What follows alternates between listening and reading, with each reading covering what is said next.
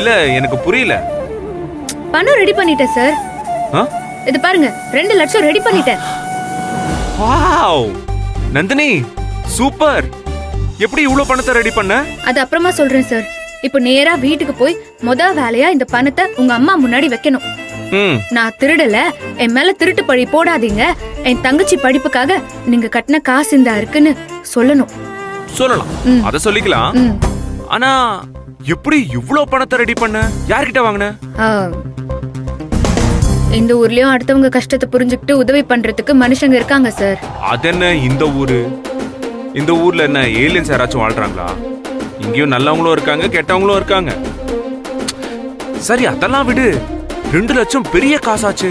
எப்படி கொடுத்தாங்க? யார் கொடுத்தாங்க? அதெல்லாம் சொல்ல மாட்டேன் சார். அது உங்களுக்கு வேண்டாம். சொல்ல மாட்டியா? ஏன்? எனக்கு தெரிஞ்சா என்ன? வேண்டாம் சார், தெரிய வேண்டாம். அது ரகசியம். ஓ ஓஹோ ஹோ ஹோ ஹோ, ரகசியமா? சரி அப்போ புனிதா உனக்கு தெரியுமா? எனக்கு தெரியாது. தெரியாது. பாட்டி உங்களுக்கு? நான் பார்க்கவே இல்லையே. பார்க்கவே இல்ல. உங்களுக்கும் தெரியாதுல்ல? ஆமாங்கய்யா, தெரியாது. உனக்கு சுத்தமா தெரியாது. தெரியும். ஆக மொத்தம் எல்லாரும் சேர்ந்து என்கிட்ட மறைக்கிறீங்க. அப்ப யாருமே என்ன நம்பல. ஐயோ அப்படி இல்ல. அப்படியெல்லாம் இல்ல சார்.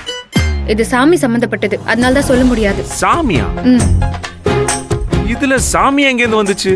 சார் நான் ராத்திரி பகல்னு பார்க்காம எல்லா நேரமும் கருப்பு சாமிய மனசுல நினைச்சு எப்படியாச்சும் என் பிரச்சனைய தீர்த்து வை, எனக்கு பணம் கிடைக்க ஏற்பாடு பண்ணுன்னு வேண்டிட்டே இருந்தேனா, கருப்புசாமி போய் ஒரு ஃபைனான்சியர் பண்றவர்கிட்ட சொல்லி எங்க வீட்டுக்கு அனுப்பி வச்சிருக்காரு. ஓ கருப்புசாமி. கருப்புசாமினா ஓகே, கரெக்ட் தான். கருப்புசாமினா கரெக்ட். ஆமா, ஷூரிட்டி கூட வேணான்னு சொல்லிட்டாரு.